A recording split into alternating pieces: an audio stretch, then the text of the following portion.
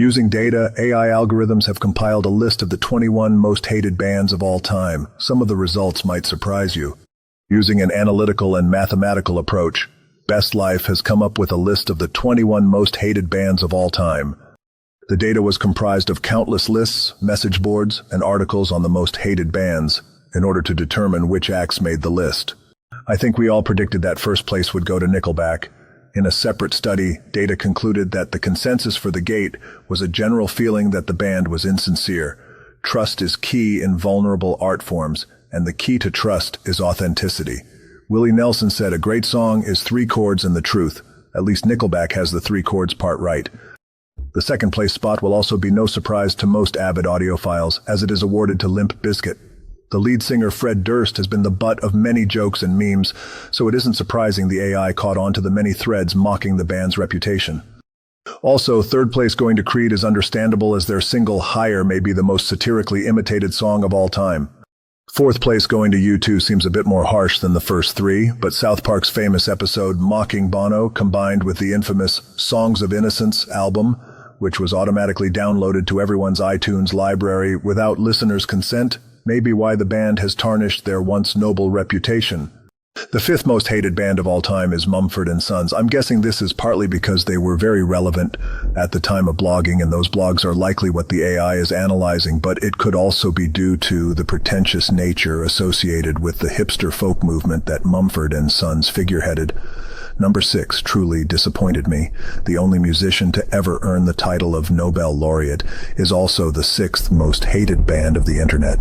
Bob Dylan is number 6. No doubt this is due to his signature singing style, which can be nasal, mumbled, and even off-pitch, and apparently for a large population that is enough to hate an artist who has written countless classic songs and has been revered and covered by countless artists such as Jimi Hendrix, the White Stripes, the Beatles, Ed Sheeran, and so on.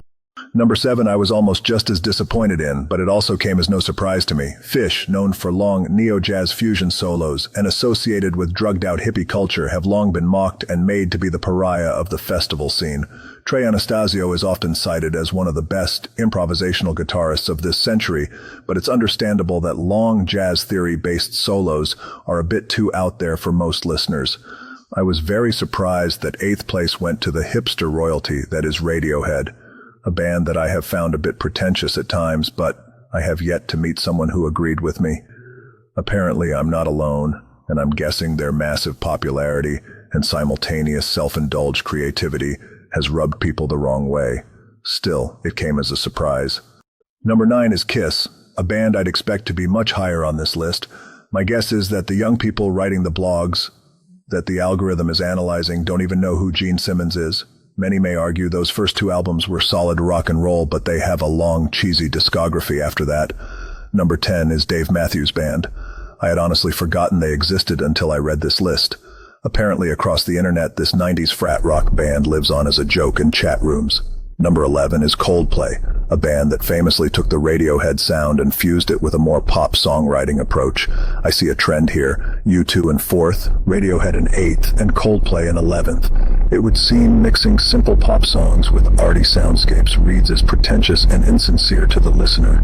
Creativity that's calculated becomes robotic. Number 12 is Green Day, the pop-punk legends who were revered by the punk community following the release of Kerplunk and the subsequent Dookie albums, fell out of favor with their fan base as their popularity reached a mainstream audience of middle schoolers with American Idiot. After releasing one of the most popular rock albums of all time that also showcased a marked change in their previous sound, there seemed to be nowhere to go but down. The combination of disappointing their original fan base combined with falling out of mainstream popularity after their massive release likely cemented Green Day into their position in 12th place. Number 13 makes me scratch my head. The Doors, boasting both the most famous rock keyboardist of all time and arguably the most famous frontman of all time, seem misplaced on this list. Countless hits, a signature sound, and legendary lore all made this band timeless. The early death of the controversial charismatic Jim Morrison and the many conspiracies surrounding it made the band's run short-lived but legendary. That being said, Morrison died with many parental suits from groupies on the road. He was notorious for drug use and impish stage antics at a time when the entertainment industry was much more reserved. The band was barred from the Ed Sullivan Show in 1967 for singing "We Couldn't Get Much Higher" in "Light My Fire" after being told not to. Morrison was arrested for sticking his finger through his zipper of his pants while singing on stage. When performing for a college football event, he mocked the jocks and sang the songs in a fruity high falsetto just to piss them off. Perhaps Jim's pranks and antics turned off enough people for the band to receive the 13th spot on this list. Number 14 is Metallica. A few factors at play here include the band's change of sound coinciding with the death of their beloved bass player Cliff Burton. The mainstream success of their fifth album, known as the Black Album, boasted most of their well-known hits, but also alienated their original thrash metal fan base. The fan base felt a connection because the band was underground and misunderstood, which many fans identified with. But as they polished and simplified that sound to be more pop-accessible in structure with less key changes, guitar solos, and shorter durations, it appeared the band sold out to mainstream success, leaving their fan base feeling rejected even further. In metal culture, there's an identification with the outsider and a disdain for the mainstream society that has treated them so poorly. At its root, it's a way for the victim to take the power back from their abusers. So when a band caters to the popular demand, it is a betrayal of trust. It leaves the fans feeling like outsiders rejected all over again. This betrayal was poorly timed alongside the intense rivalries among the big four of thrash: Metallica, Anthrax, Slayer, and most of all, Megadeth. After Metallica became mainstream, they became associated with poser culture, people who aren't part of the culture that appropriate the image of the culture. Megadeth was perfect to fill their position as the biggest underground thrash metal band because Dave Mustaine had a chip on his shoulder after being kicked out of Metallica for alcohol issues. Megadeth was more than ready to accept a rivalry with Metallica. The polarizing rivalry quickly became a must-know answer in the metal community. If someone asked Metallica or Megadeth, say Slayer. Number 15 is Korn. The new metal band was known for the singer's strange use of growls, grunts, and animal sounds rather than lyrics, which quickly felt less interesting and unique and much more gimmicky. You don't have to reinvent the wheel. Sometimes melodies and lyrics are tried and true. Number 16 goes to Oasis. This may be related to the infamous Wonderwall guy who is at every party with his acoustic guitar trying to sing Wonderwall and pick up your girl. Don't blame Oasis. Blame that guy. Number 17 is Pearl Jam. Maybe it's all the guys whose girlfriends got tattoos of lead singer Eddie Vedder. Seriously, Google it. There are many women with tattoos of his face. They were also reluctantly accepted into the grunge movement despite their more epic guitar-based progressions resembling the prior 80s heavy metal movement, which the grunge fans of the 90s detested. Let's not forget that when a Pearl Jam song comes on, you'll definitely have at least one buddy who sings along mocking Eddie Vedder's signature mumbled voice.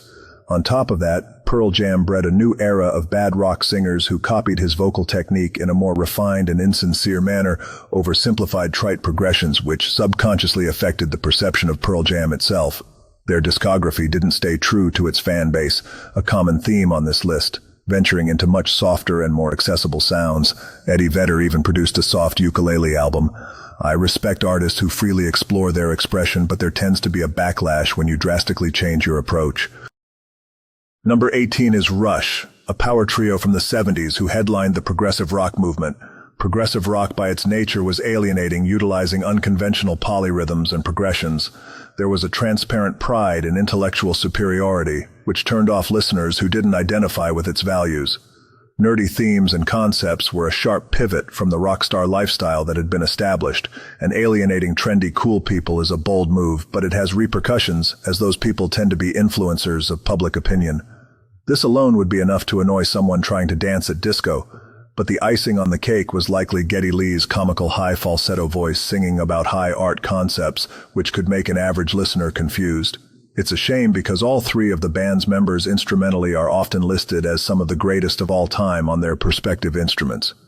That being said, it is music made for musicians, not for average listeners, so hopefully the band has come to terms with their position at number 18 on this list. Number 19 is a band dear to my heart, but they ruffled a lot of feathers in their short career. Nirvana was the face of the grunge movement, boasting two megastars from the trio.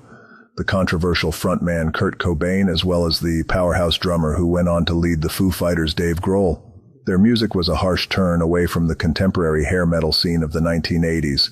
Hair metal had mind-blowing acrobatic guitar solos, wild costuming, and a flamboyant, charismatic frontman performing stunts while singing about parties and girls.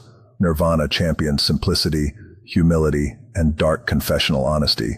All these values were a direct counter to the current standards and left their competitors appearing cheesy, vapid, and dishonest. Those bands were trying to be entertaining and get the party started. They weren't malicious, and most of them lost their careers. Those bands also had fans who suddenly and rapidly went out of style, and many of them became resentful of Nirvana for ruining music that brought them joy and made them forget their problems.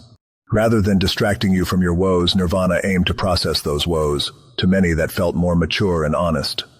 But once you change the game in such a vast way, it ripples far beyond that movement. Almost every band in the indie movement, as well as the alt movement and pop-punk and emo movement, cite Nirvana as a seminal influence on their sound. All those movements are very polarizing. The majority of music in those genres became very self-confessional, bordering into self-loathing, and at its worst into narcissistic self-absorption. At times, the music ventures into being preachy and also nihilistic in an insincere, fashionable way. For Nirvana, the reason they are hated stems into what they represent and what they influenced as well. By shifting the role of the artist to a spiritual therapist rather than a mystical jester, you could argue that they threw the baby out with the bathwater. After all, the role of the jester can be humble in its own way, as they self-sacrifice to help listeners take life less seriously, and that is a mature perspective as well. Kurt Cobain detested unattainable guitar techniques and over-the-top showmanship, claiming it was egoic, masturbatory self-indulgence. But his nonchalant approach to performance could be perceived as an attempt to play it cool for vanity, which is also very egoic. Cobain was known to purposefully perform badly on his biggest hits, and he made sure to mess up his guitar solos live because he knew it would make more studious artists look like nerds for trying so hard. This is fundamentally an issue in America, as for some reason we cling to a pride in ignorance, and it's understandable, while that alone would make some people hate Nirvana. Unfortunately, that philosophy had long-lasting results that Kurt may not have intended.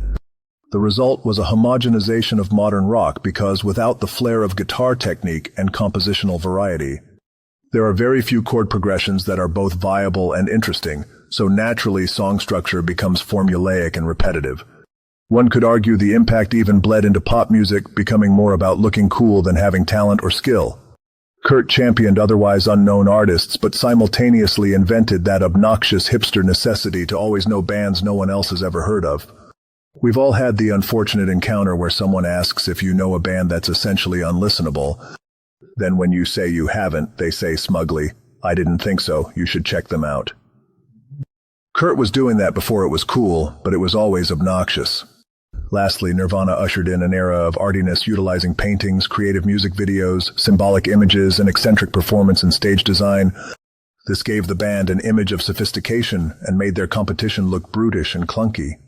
As with all of these innovations, it was really cool at the time, but 30 years later it has been mimicked to exhaustion and reached the point where it looks more corporate than the hair metal ever did. All these ripples, combined with Kurt's gruff, opinionated, arrogant personality, understandably turned a lot of people off to Nirvana. Cobain was a nobody from nowhere who managed to reach out and change the world, and Nirvana's rebuttal to the hedonistic rock stars of the 80s was at least partially well-intentioned. But according to their position at number 19 on this list, it would appear a lot of listeners think a rebuttal to Nirvana is as necessary as their rebuttal to 80s hair metal once was. Let's just hope this time they don't throw the baby out with the bathwater and start the cycle all over again. Number 20 is kind of an oddball. It went to Spin Doctors, and I admit I had to Google them to even see what songs they did. I recognize two princes, though. It blends right into a playlist of Blind Melon, Third Eye Blind, Sugar Ray, Soul Asylum, and Marcy Playground. Those bands never struck me as remarkable or sincere. That being said, in a strange way, I'm impressed that a one-hit wonder band left such a large, long-standing impression on the world, even if it wasn't a good one.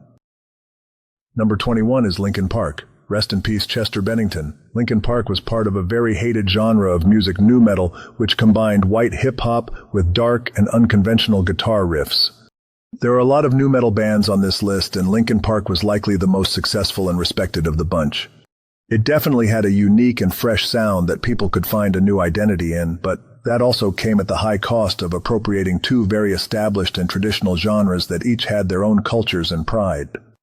It was very snotty and punk to disregard those established borders and rules. It was brave, which garners some respect, but it also read as arrogant and ignorant, especially to fans of the genres that they appropriated. There is no innovation without deviation from the norm. That being said, if you're going to take that approach, you should know you are stepping on a lot of toes.